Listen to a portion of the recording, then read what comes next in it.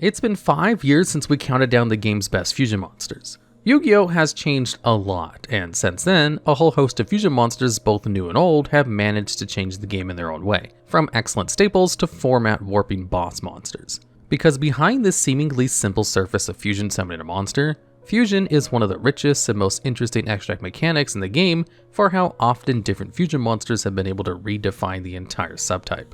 So today, we're going to be looking at some more of the best fusion monsters, what makes them so interesting, and the impact they've had in the game as a whole. And ruling over number 10 is Elder Entity Natis, the retrained version of Elder Entity Norden, who happened to get number 1 spot in the previous list. But Natis is actually a lot weaker than Norden, despite them being conceptually similar. You see, with Norden, there's no restriction on its summon. It can be made with any 2 XCs, 2 Synchros, or 1 of each, and could special summon any level 4 or lower monster from your graveyard while having its effect negated. Natis, on the other hand, requires you to use both a Synchro and an Xyz, can only be summoned by sending those materials to the graveyard from the field, and it doesn't even summon a monster from the grave. It summons one from your hand. However, there is one more key difference between Norden and Natis that has allowed for the latter to see a ton of competitive play while stepping out of the former shadow. Because if Natis is sent to the graveyard, you can target a card in the field and destroy it. At first glance, this effect just seems like a small bonus that would come up once in a while after summoning Natis when you send to the graveyard for a potential extra deck summon. But the reason why this effect is so good is that you never need to bring out Natis to actually use it. All you have to do is send it from the extra deck to the graveyard. This has allowed for it to be a staple in a ton of different decks that never intended on summoning it, because there are actually a ton of interesting ways of getting it to the graveyard. Diviner of the Herald, for example, a staple of ritual decks, is a fascinating case, because Diviner is usually a part of your deck's main engine, letting you send Herald of the Arclight or Trias Hierarchia. But when going second, Diviner suddenly becomes a board breaker in of itself, because you can send Natis, which just so happens to be a fairy, to give you an opportunity to force interaction from your opponent's board, or potentially take down their most menacing threat. The same is true of cards that take advantage of some kind of Dogmatica engine with cards like Nadir Servant and Dogmatica Maximus, that, like Diviner, have a ton of great targets for what you can foolish, with Natis being a premier option for helping break in boards, and is especially effective when sent from Dogmatica Punishment, as it essentially allows punishment 2 cards instead of 1. Essentially, any card that foolishes an extra deck monster for whatever reason can suddenly flex into popping the field so long as you have Natis sleeping in there, never being summoned but having an impact in the duel regardless, which is what makes the card an interesting case. Because if its only purpose were it being a toned down version of Norden, it would have only seen a minor utility and a lot less competitive play. But this extra line of text that gives it one more simple effect has allowed for the card to fulfill a particular niche that no other card can really fill in the same way. Leading the charge at number 9 is Red Eye's Dark Dragoon, a powerhouse of a fusion boss monster that managed to bring Dark Magician and Red Eye's Black Dragon to the heights of competitive viability. Because to make Dragoon, you have to fuse a Dark Magician with either Red Eye's Black Dragon or any dragon effect monster. This is a pretty tall order, especially if you plan on making it with Red Eye specifically, but you actually get rewarded if you use both it and Dark Magician as material, because Dragoon has an effect to destroy a monster your opponent controls and burn them equal to that monster's original attack, and this effect can actually be used multiple times up to the number of normal monsters you use as its materials. This effect is great removal, but that's only one part of Dragoon, because not only is it protected from targeted and destruction, but it even has an Omni Negate attached, letting you discard a card in response to opponent's effect to negate the activation, destroy it, and then gain 1,000 permanent attack points. These effects make Dragoon one of the most individually powerful fusion boss monsters in the game, but only in a vacuum. It's a card that can negate anything, is extremely difficult to deal with because of its protection, and even comes in with its own inbuilt removal to deal with whatever board you manage to put it up against. But despite all of this, it has one big downside. It's not generic in the slightest, and basically forces you to run a bunch of awful bricks if you want to take advantage of the card.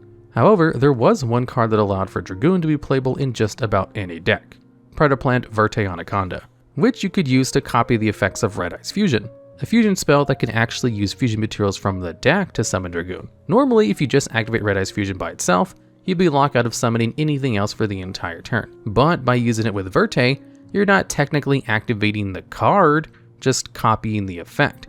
So the only restriction that applies is Verte's, which is comparatively a lot softer, as it only locks you out of summoning after you use it, while Red Eyes Fusion is retroactive. This meant that any deck that was willing to play Dark Magician, Red Eyes, and Red Eyes Fusion had a way to access the absolute bomb of a boss monster with any 2 effect monsters, which made it a strong and accessible plan B if you got hand trapped, an extra feature to an already absurdly end board, or even a board breaker with its removal effect. Now, not every deck was willing to do this, especially because of just how bad the Dragoon bricks were to draw, especially Red Eyes Fusion itself, which is why Destiny Hero Destroy Phoenix Enforcer eventually became the preferred choice between the 2.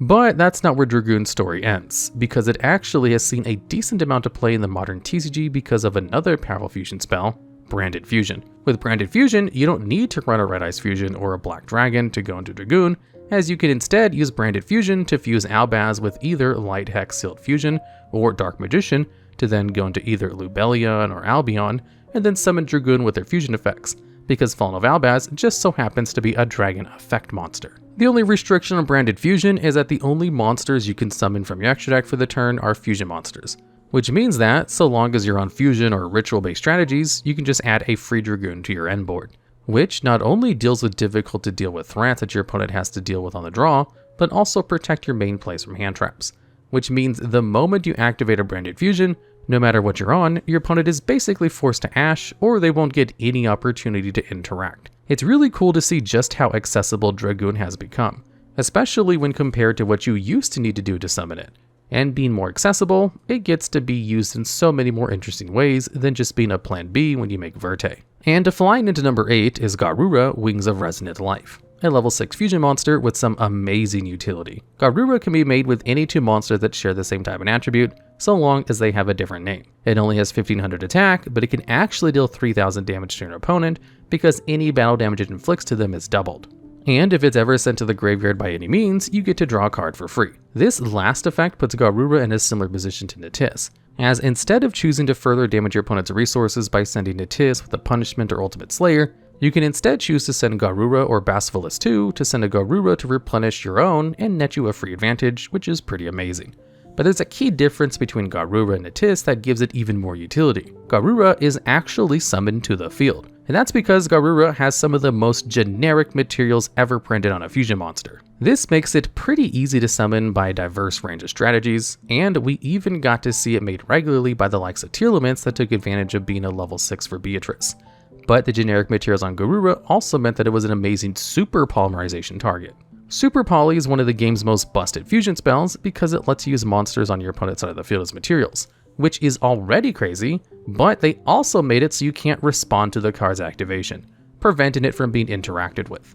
And the more fusion monsters we get with generic materials, the stronger and more applicable the super polymerization becomes, especially when those fusion monsters have some amazing effects. In the case of Garura, it honestly could have just been a vanilla fusion monster and it would have still been an amazing super poly target. You can just use it to break any board with 2 Dark Dragoons, Fire Machines, or even Water Fish with Garura in your extract. There's just so much more super poly you can apply it against, especially because it's a quick play, so you could even use it during your opponent's turn as interruption. But Garura is slightly more than just a vanilla, because it basically pays for the cost of super poly that requires you to discard a card with its graveyard effect letting you draw a card, essentially meaning that the moment you get Garura to the grave, the super poly activation was pretty much free, mitigating pretty much the only downside of the card. As a whole, Garura is one of the most interesting utility option fusions that we've ever received, with its strength tied not to being an interruption or difficult to out monster, but instead being its ability to increase the strength of the cards surrounding it. And guarding the number 7 spot is Guardian Chimera, a fusion monster whose effect can act as an interruption, follow-up, and extension all in one. But it requires a huge investment, because in order to summon Guardian Chimera, you need to fuse away 3 monsters with different names, and you must use at least 1 material from the hand and 1 material from the field. While polymerization is in your graveyard, it can't be targeted by your opponent's card effects, which is pretty strong. However, Guardian Chimera's best effect is its first one. You can only activate it if Chimera is summoned with a spell specifically, and it allows you to draw cards equal to the number of fusion materials you fused away from your hand for its summon, and then you can destroy cards your opponent controls equal to the number of materials you used on the field. This effect has some incredible applications when trying to break apart a board. Provided you can stick even a single monster on field, any fusion spell you activate is an immediate threat to your opponent, and one that they're forced to interact with, because if they don't, Chimera is going to get summoned, and it's unlikely they're going to have a chance to negate Chimera due to the way a lot of fusion decks work. You see, fusion summoning in general usually requires a lot of resources, so the best fusion decks are the ones that can get their boss monsters while maintaining card advantage, which is why it's pretty common to see graveyard effects of monsters with fusion-based archetypes. And because of this, if you're summoning Guardian Chimera, there's a good chance that one of the monsters you're using as a fusion material has some kind of graveyard effect, which you can then use to chain block and protect your Guardian Chimera from being negated. Then you pop your opponent's best monster and get some free draws while they're powerless to interact. This is especially effective if the way you summon Chimera was with polymerization, as it also means the negation similar to infinite impermanence won't work either, since they just won't have an opportunity to target it. But that's just Chimera's use when going second, because it's also an amazing endboard piece that doesn't actually show up on your endboard until your opponent's turn. Because so long as you have a quick play spell card, you can use Chimera as an interruption during your opponent's turn, by waiting for them to summon or activate their best combo enablers, then summoning Chimera to destroy them. This can be devastating on its own, but is downright cruel when the draws you get from Chimera happen to be hand traps, giving you even more forms of interaction. Chimera is one of the greatest generic fusion bosses we've ever received. It's so versatile as a boss monster when going first and second, and is genuinely worth the 4 cards investment you need to summon it. And at number 6, we have an all-star of low-level fusion monsters, Mudragon of the Swamp. Mudragon's materials are really generic. All you need to summon it are 2 monsters with different types that share an attribute, and what you get from summoning it is pretty crazy, because while it's on the field, your opponent can't target monsters that share an attribute with Mudragon, which by default protects water monsters from being targeted. But one of the big themes of the Swamp cards is that they're able to change or mimic other monsters, and Mudragon does this with its quick effect, which changes its attribute to one of your choosing until the end of the turn. Now, given the generic materials that Mudragon has, it has a lot of similar utility to a card like Garura, in increasing the strength of super polymerization by giving the card wider coverage with different targets to deal with different endboards in a powerful symbiotic relationship. However, Mudragon isn't really reliant on super polymerization to see play, because its on-field effect is actually amazing on its own. Being untargetable is a huge buff to just about anything, because while there is a ton of amazing non-target removal available in the modern format, some of the best and most reliable generic options we have available still rely on needing to target. As a result, Mudragon has amazing utility as both an endboard piece and as a way to protect your combo. On an endboard, Mudragon can give your most important boss monsters some solid protection from certain removal, but it's especially effective if the monster it's protecting is water, since your opponent won't have an opportunity to target with something like an infinite impermanence before Mudragon has resolved, since it's already water. But that's not even its only use, because this effect doesn't just prevent your opponent from targeting your monsters, it also stops them from targeting their own so long as they share an attribute with Mudragon, which can be a pretty niche but sometimes useful floodgate. Meanwhile, during your own turn, if you can commit a Mudragon to the field before your best enablers, you can use Mudragon's effect to change its attribute to be the same as those enablers, so your opponent won't be able to target it with infinite impermanence or effect veiler. This tactic could be so effective that prior to the release of SP Little Knight, Rescue Ace, a deck that doesn't natively fusion summon, would go into Proxy F Magician to fuse away itself and another Rescue Ace to go into Mudragon and protect their turbulence from negation. But that's just the benefits of Mudragon's effects. It's also useful as a body as well, specifically as a level 4 water body. This means that in decks that don't lock themselves, Mudragon is a great way to bridge into some of the best Xyz monsters, including the likes of Abyss Dweller, or if paired with another water monster, gives you access to Bahamut Shark and Totally Awesome.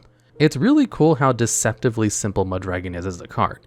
Its effects aren't immediately beneficial by themselves, but the combination of its amazing protection, generic materials, and excellent attribute and level have made it amazing in just about any deck with the resources to make it. And planted at number 5, we have Predaplant Dragostapelia, a staple of a ton of different fusion decks. While you control a Dragostapelia, your opponent's monsters with a Predator counter on it have their activated effects negated, which works great with the card's first effect, which, at quick effect speed, lets you target a face-up monster your opponent controls, place a Predator counter on it, and then if it's level 2 or higher, it's reduced to level 1. This effect can be used as a strange kind of infinite impermanence, because the moment your opponent activates an on-field monster effect as a Chain Link 1, you can target that monster and then place a Predator counter on it as a Chain Link 2, and then by the time Chain Link 1 attempts to resolve, Dragostapelia's continuous effect has already started applying, negating your opponent's activated effect. Now, the level modulation aspect of this effect isn't that relevant. although it did make the card somewhat of a silver bullet against sprite strategies while in the Tearlament extra deck, as it not only negated an effect, but it also deprived them of a level 2. But of course, the strongest aspect of Dragostapelia is its negation, which has a ton of different applications against just about any deck. And while it's not quite the same as an effect veiler and also doesn't negate continuous effects, the fact that any activated effect is permanently negated so long as the predator counter remains on it and can be applied at quick effect speed has made Dragostapelia an effective piece of interaction in its own right. But all of this is enabled because Dragostapelia is astonishingly easy to make, with its materials being any fusion monster and any dark monster, a condition that's laughably easy to fulfill in decks full of dark monsters that are also made to fusion summon. Branded, for example, can flex into Dragostapelia as a free extra interaction with any of their spare fusion spells, using either an on-field fusion monster they've already used their effect of, or with their graveyard resources with something like Branded in white.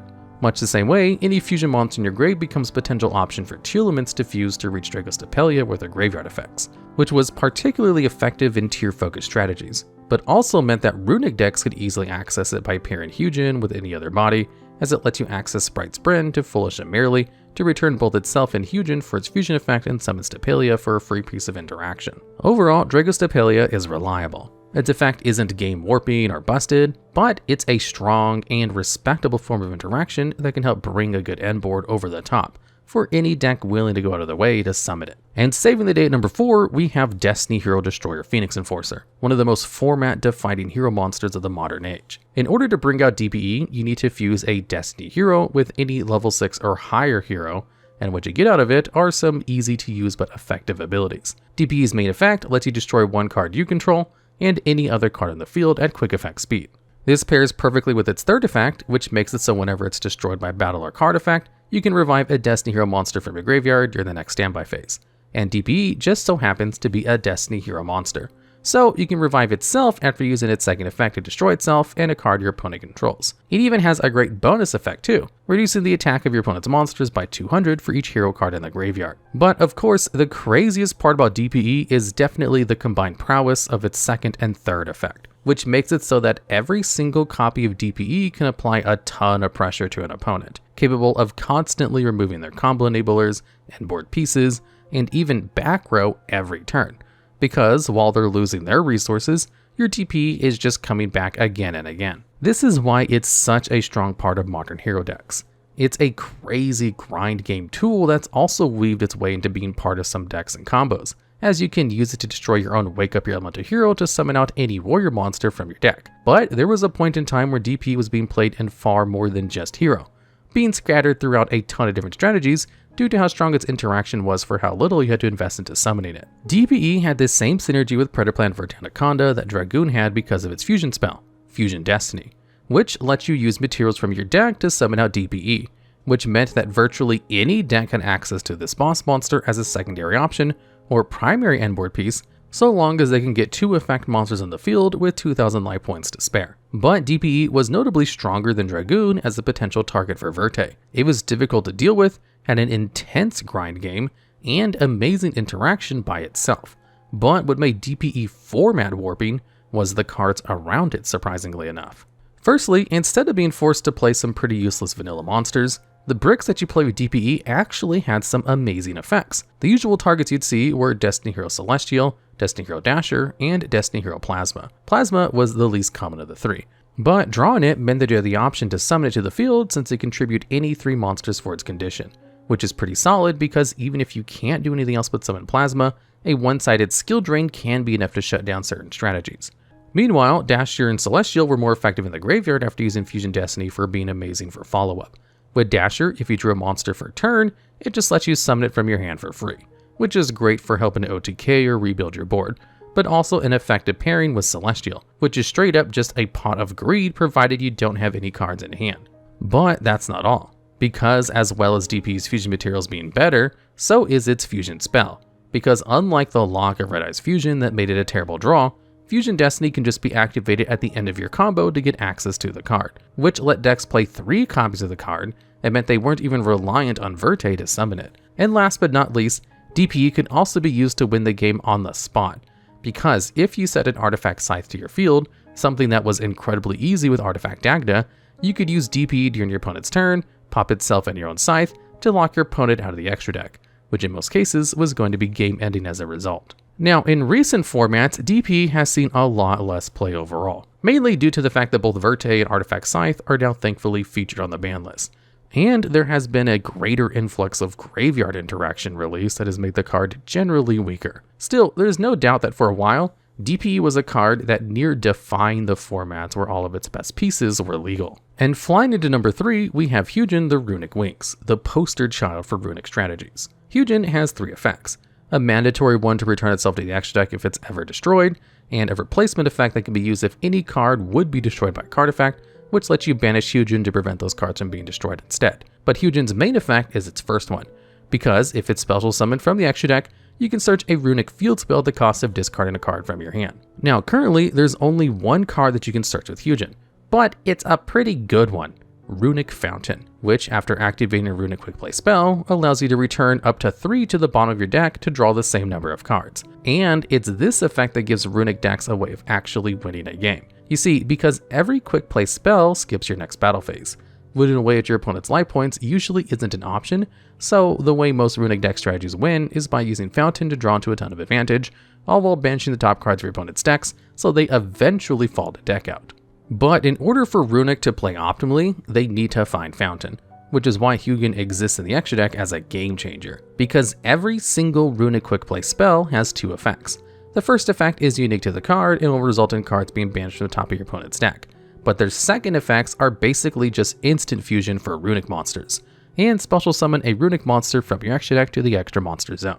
This makes summoning Hugin almost effortlessly, and increases the strength of every individual Runick spell, which means the deck can play a higher mass of engine pieces, because no matter what spell you've drawn, you won't always have a way of accessing Fountain. But even outside of just searching Fountain, the bonus aspects of Hugin are also amazing. It being a level 2 body has enabled it to be an amazing extender in synchro strategies as Natura and Bestial Runick for its ability to help synchro climb, and in Sprite for being a level 2 monster, which makes every Runick spell a free extender. Its second effect is also relevant because it doesn't activate. So if your opponent tries to clear a board with Lightning Storm, you can just chain any Runick spell to summon Hugin and banish it to protect everything at once. Even Hugin's discard, its main cost is something that decks will usually use for their benefit, either by putting an extra Runick spell to grave so Fountain can draw more, or by getting a card with a powerful graveyard effect to its needed destination. Hugin might just be the most creatively used fusion monster in Yu-Gi-Oh!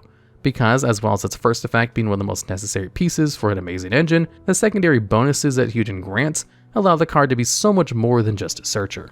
It can be a starter, an extender, or even protection.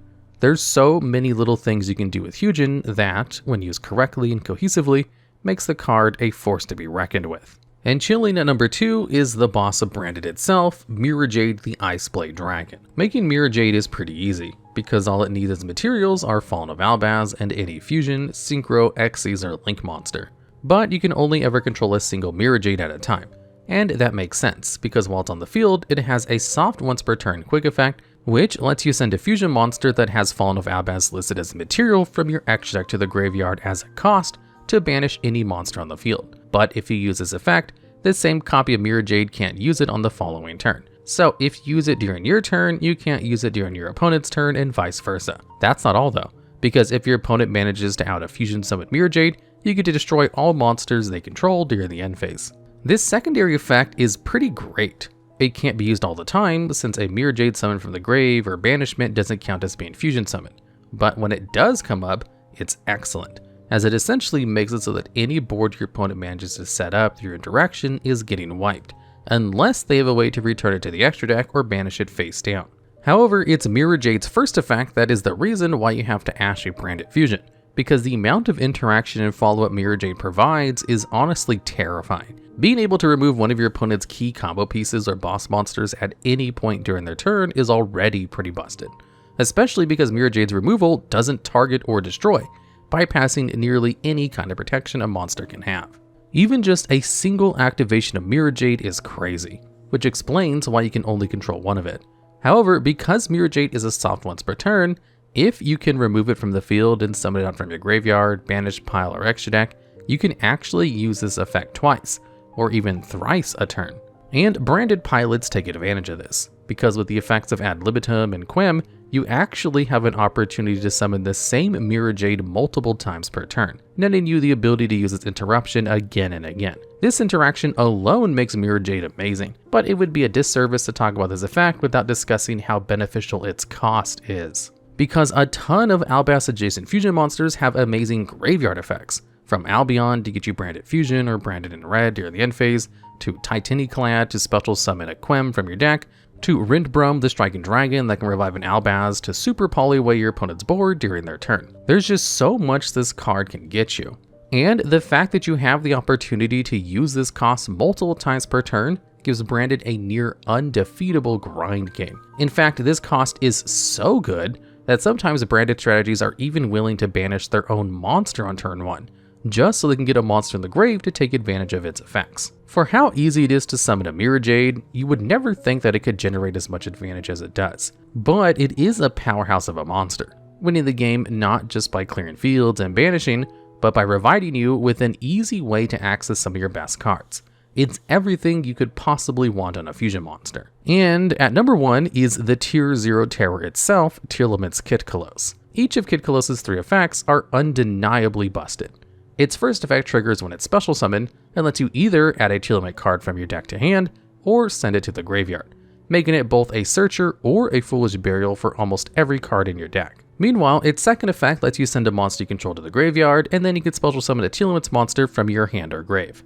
And this effect also happens to trigger Kitkallos' third effect, because if it's sent to the graveyard via a card effect, including its own, you get to mill the top 5 cards of your deck. Now, you would think that for such a crazy card that it'd be difficult to summon or would require lots of resources, but all you need to make Kitkallos is a Tearlament monster and any Aqua monster. Almost every single Tearlament card is individually amazing, and having a way to search for any of them is broken enough already, as it gives you a cavalcade of different choices depending on the situation you're in. If you need extra extension, you can search for a Tearlament Shiren, or if you wanted a way to mill cards in your opponent's turn, you could search for Havness or Tearlaments Kashtira, or you can grab any one of the Tearlament trap cards, all of which not only provide you interaction during your opponent's turn, but also let you play during it too, by giving you a chance to use your Tearlament graveyard effects. And this was just half the utility of Kitkallos' first effect, because you can also use it to foolish any Tearlament card you want as well, which is especially effective during your opponent's turn, as by going through Kitkallos after Lucky Mills from a Havness, you could use Kitkallos to access a Rukalos, a monster that specifically needs Kitkallos' material that can negate any effect to summon a monster. This effect is pretty great as part of end boards, but it's almost evil when summoned on turn 0. But that's not even where Kitkallos' strength ends either, because its second and third effects are overpowered in the context of the deck you're playing them in. You see, Tearlaments will always do everything they can to get cards to the graveyard to take advantage of both their archetypal effects and some of the best generic graveyard effects the game has to offer. This is why the Ishizu monsters paired so seamlessly with the strategy, as milling a Keldo or Mudora was a good mill, as it gave you free interaction, while milling a Kelbeck or a Yugioh were great for giving you the opportunity to mill further 10 more cards, which could potentially lead to another 10 great graveyard effects. Kitkallos compounded this strength, as it gave you an astonishingly reliable way to mill a ton of cards from your deck by itself.